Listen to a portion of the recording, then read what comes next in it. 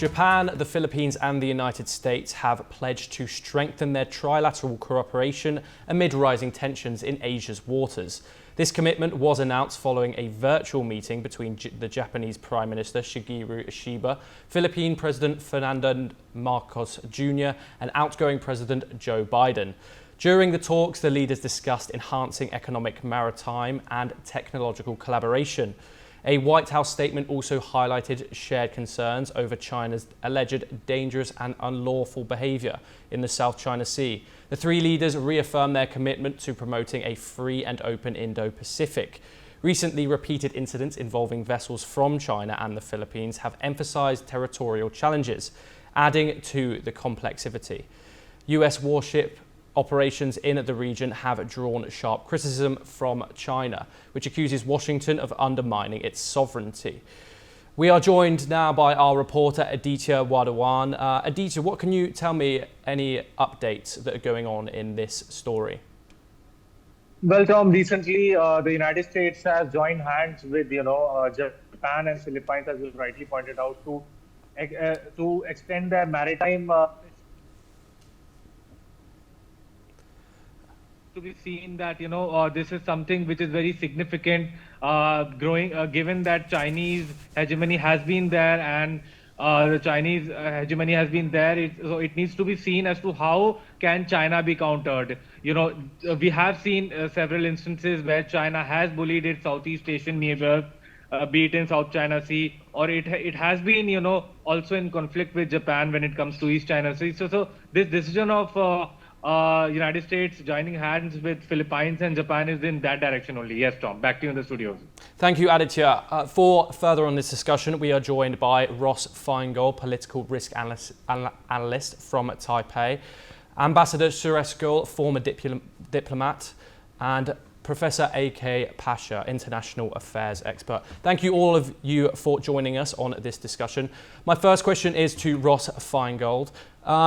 How can these three countries, being the US, Japan and the Philippines, work together in avoiding rising tensions in Asia's waters?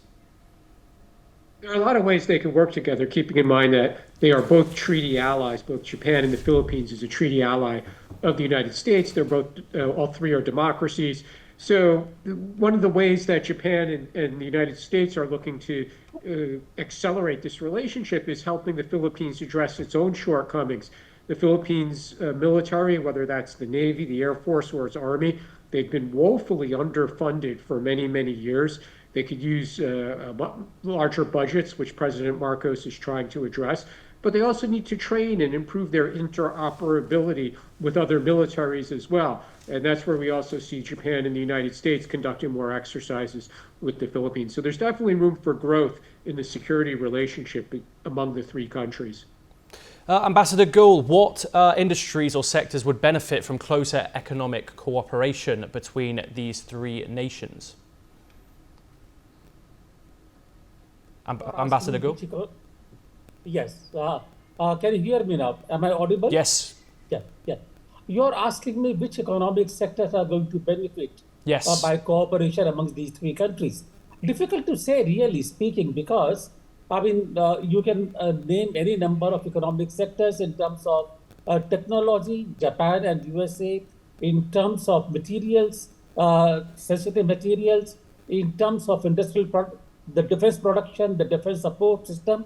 But the economic cooperation has always existed between Japan and the USA, with some hiccups here and there. Philippines also is very close to the USA in terms of the trading and the services goods. IT industries is one example. Automobile sector is another one. Point is not really the economic sector. I think in this case, they have mentioned a large number of sectors in which the three countries will cooperate. But we all know the basic fulcrum of the cooperation amongst these three is going to be the military cooperation. The three countries have come together essentially to face the Chinese challenge in the South China Seas and the East and the Western Pacific. And it is going to really remain the military cooperation. The point really here is that China has already questioned the US role in the area. Well, China can object to it, and they can object till the cows come home. But the point really here is how long will the USA continue with this? There is a change of government in the USA. Trump is going to come. Trump has already announced his intention to minimize USA involvement, even in Europe. And in South China Sea, the challenge is really China. But will China be confrontational all the time? China can also redevelop its own strategy. If China is not militarily confrontational, at least on the surface, China will not change its plans, and China's claim on the South China Seas will continue. But if they dilute their confrontational posture, would USA continue to be interested in supporting this kind of configuration? That is the issue really here. These three countries have come together. We need to wait beyond 20th of January to know the future of this cooperation. Tom. Professor A.K. Pasha, what joint exercises or initiatives could be launched by these three countries to improve maritime security in the region? And what do you think China thinks of this trilateral agreement? Well, this is interesting because for the last many years, the United States has been trying to get full assurances from Philippines and other members of the ASEAN country in its confrontation with the Chinese. So in the South China Sea, the Philippines has been a little hesitant as far as the aggressive approach which the United States is developing in the Indo-Pacific area, because they want to have working relations with China like other ASEAN countries, because they are very near to the Chinese military might, naval presence, and also substantial trade, ethnic connection, so on and so forth.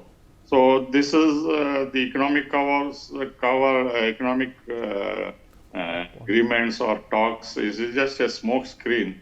The more important agenda for the United States is they are preparing the ground for eventual confrontation or containment of China, and Philippines is an important element in the Pacific, along with other countries, Japan, South Korea, etc. So in that way, you see the bedrock of cooperation, they want to solidify and strengthen the cooperation, and also prepare for all sorts of eventualities if there is a confrontation in the South China Sea.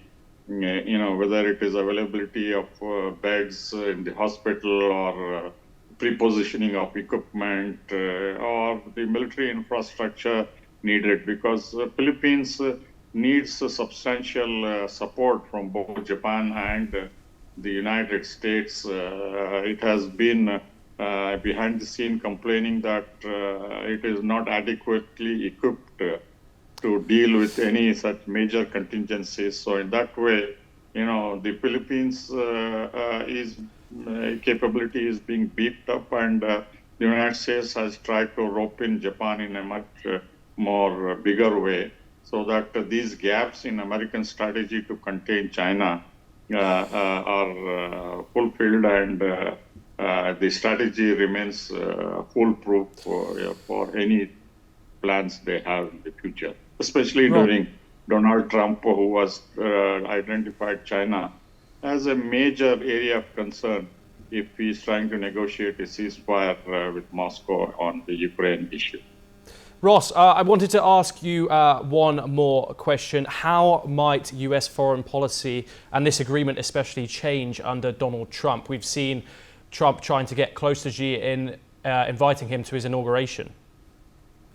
Yeah, that's a really interesting question, because we could talk about President Trump's warnings to Europe, to NATO members, his view on the United States' role in European security, who should pay for that. But when it comes to the Indo-Pacific region, one thing we could say with certainty today is that Trump has assembled a national security and foreign policy team who are going to be very supportive of a robust presence in the Indo-Pacific, whether that's in the security space or the economic space. And whether we're talking about future Secretary of State Rubio or future National Security Advisor Mike Waltz, these are people with a record in Congress being very big supporters of a robust presence in the United States. And I think they're going to convince the president that the United States needs to be on the ground in these countries. It needs to be on the water with the U.S. Navy. It needs to be in the air with U.S. Navy or Air Force assets.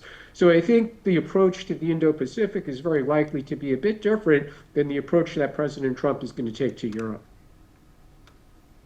Thank you very much.